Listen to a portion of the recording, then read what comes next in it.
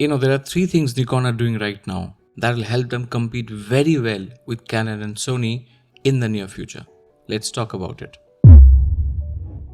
First, let's talk about the third-party tie-ups. For the Z mount, Nikon's timed an early partnership with Tamron.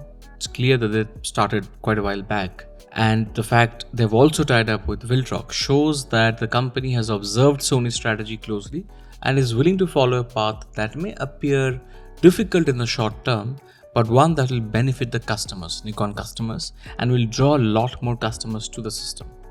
This will do wonders for Nikon, allow them to focus on lenses that they do not want to make themselves, they do not want to focus themselves, but at the same time, for which consumers don't have to wait for a long time for Nikon to sort of be ready to make those lenses. So they can now focus on more exotic lenses like the 1.2 lenses, for example, or the longer exotic zooms, or very interesting wide-angle lenses, or lighter Z lenses like the 40mm f2 or the 28 2.8, right? And they can focus on making the 85 1.2 better. They can focus on 35 1.2 and maybe even 24 1.2, 28 1.4, all those.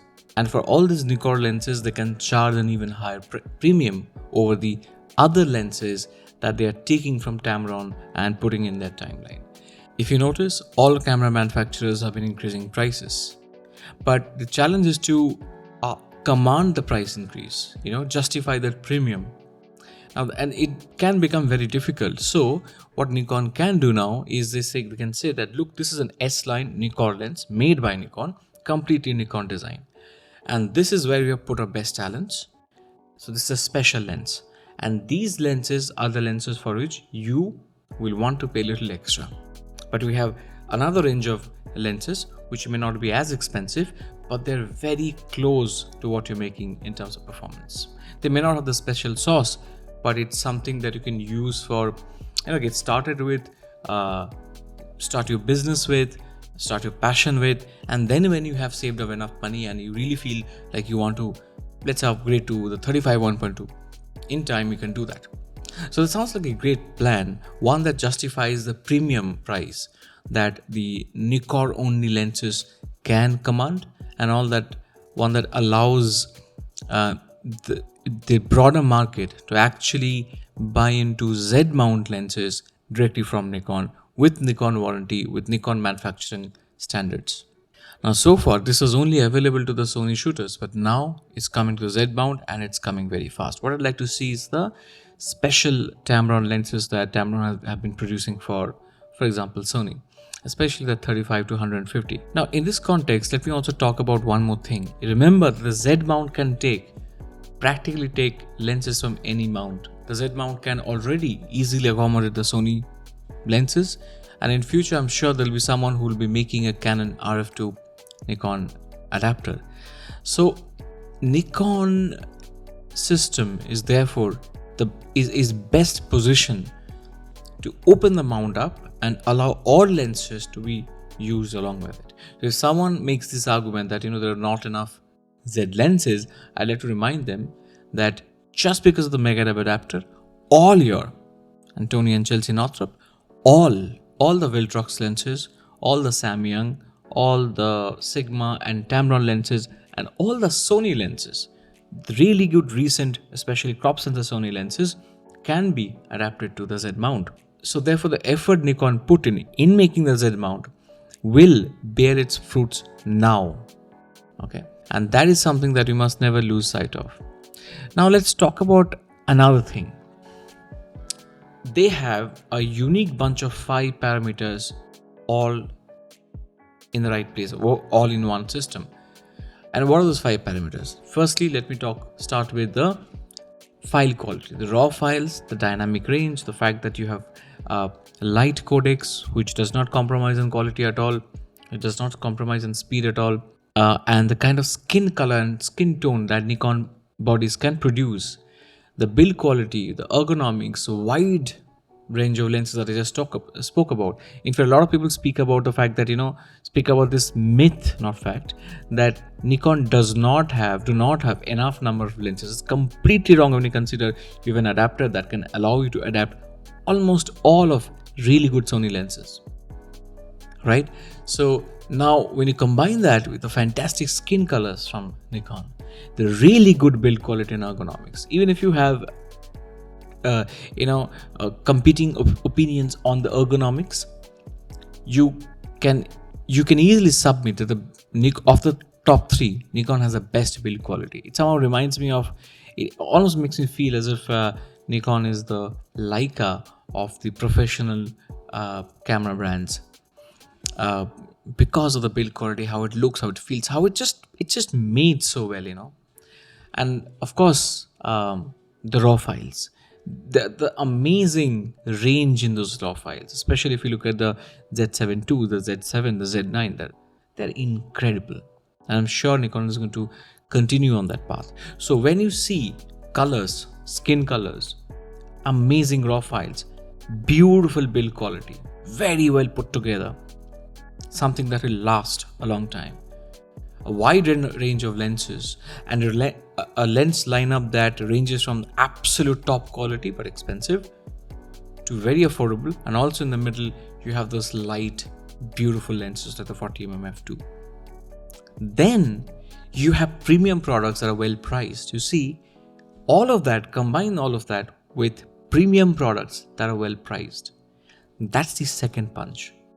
To find this sweet middle ground is very difficult, and I think Nikon is most well positioned to exploit this very well done sweet middle ground, and I think that's Nikon's biggest strength.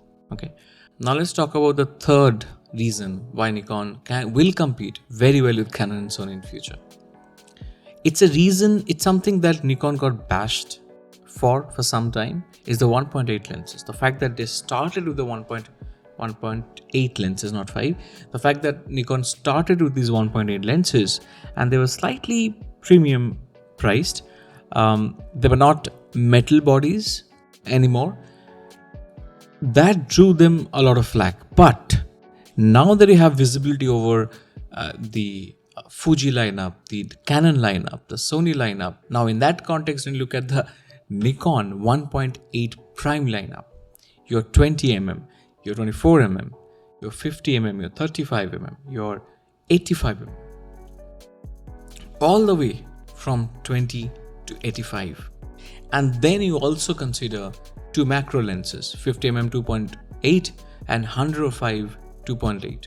So this range, and if you look at the quality of those lenses, it is mind-blowing. No other system has this consistent level of quality, this consistent level of middling pricing. I mean, the kind of pricing that allows you to understand why you're paying that extra price, because these lenses are extremely good. These 1.8 lenses, you can shoot them wide open without any distortion, compared to previous generation lenses when you would have had to stop down to f2 or f2.8 to get the best quality output from those lenses. These 1.8s, that's the advantage. That's the advantage of these 1.8 lenses. And the bokeh character, the color reproduction, all of it, it's stunning. Canon does not have anything to compete with these lenses. Sony, trying to build, they will take about 2 years to fill this entire line. The best Sony 1.8 lens right now is a Sigma lens, right? The Sigma 85. The best Sony 85mm lens is a Sigma lens, right? It's a Sigma 85 1.4, for example. And that's the point I'm trying to make here, right? So if you look at it, even Fuji, if you look at Fuji's just have begun to bring their, launch their new age lenses. I think their older lenses are they don't really perform well when it comes to video or photo. There are many lacks, right? They're built really well, but they're not as well rounded.